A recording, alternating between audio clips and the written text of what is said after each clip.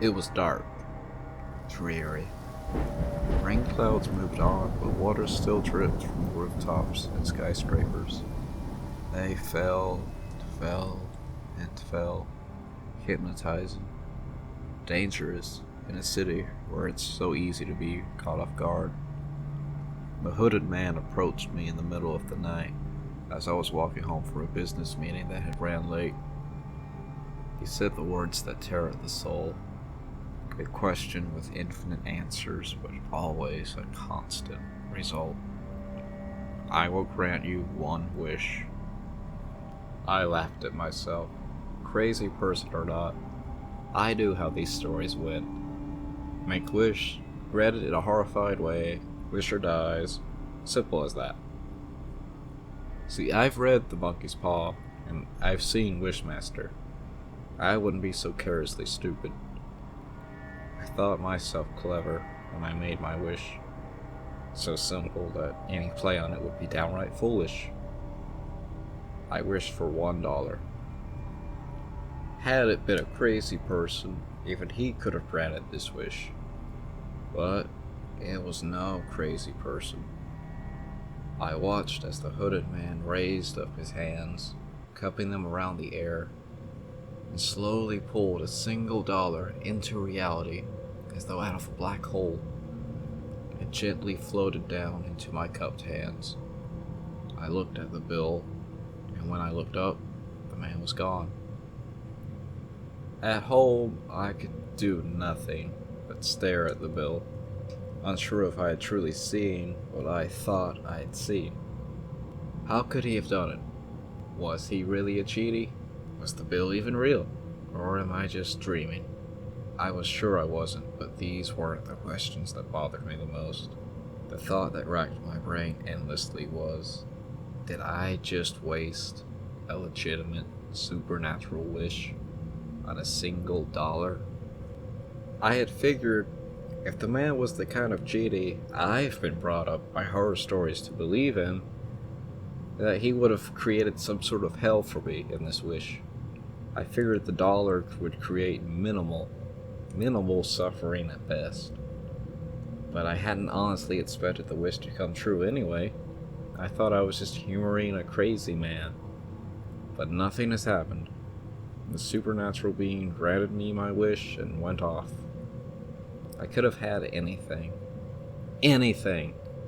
I could have wished for billions instead of a single dollar. I could have wished for power, to be superhuman. I could have wished for fucking world peace. But I had $1. $1. I didn't sleep that night. Hell, I didn't sleep for the next week. How could I? Every missed opportunity, an embarrassing moment in my past, anything I wanted to change just zipped through my mind. Every little annoyance echoed endlessly in my head. The woman in the cubicle next to me that keeps smacking her gum, I could wish her mouth shut. The guy who keeps bringing his work problems to me because he can't do them but still gets paid more, I could have wished him to be fired. And my boss, who does nothing, absolutely fucking nothing but shit on me day in and day out, I could have wished him to be dead and have myself put in his place. Saturday, I went into work. The only person who works Saturdays is my boss. That dumb shit. He never really worked. He went in to bang his secretary in the empty offices, while his wife, at home with her 2 kids, believed he was at work making them a better life. She would have thanked me. The stapler on my desk would do the trick. I caught the secretary coming out of my boss's office. The back end of the stapler gasped right into her temple. She was out cold. My boss, still buttoning up his pants, tried the old trick of yelling at me and telling me I was fired to get me to stop advancing. But I could see the fear in his eyes. He couldn't even work his zipper right. I pushed him onto the desk, grabbed the fountain pen off of his desk, and stabbed him in both of his eyes. This time, not so quick as a bash to the head. As he withered on the desk, I took my rightful seat at his desk. This is what my wish should have been. This was the happiest I'd been all week. It could have been the happiest I'd ever been as far as I could remember. Someone must have heard the screaming on one of the lower floors. We were at the top of 16 stories. Maybe it was someone else's boss, Drew and his secretary too, who heard us.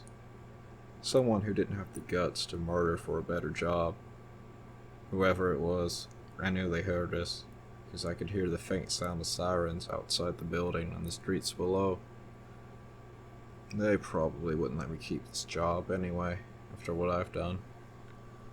I went up to the roof of the building, dragging the still twitching body of my former boss. When I got to the top, I found out I was right. Cop cars littered the street. Those are what I aimed for when I tossed the body headfirst off the building. I hit one car dead on. Cop cars where I always thought he belonged anyway. Suddenly I heard the SWAT team burst the door open leading up to the roof. I pulled the dollar bill out of my pocket. My one wish. My one clever fucking wish. I tore it in half and jumped before the SWAT team could grab me. Spending life in prison would only create more problems I couldn't wish away. As I fell toward the pavement below, I looked down in the midst of all the police. No one seemed to notice a hooded man with glowing red eyes standing directly below me, arms wide as though he was about to catch me. My last thought before I showered the ground with my guts, my only clear thought in this entire week, was that the devil was far more clever than I.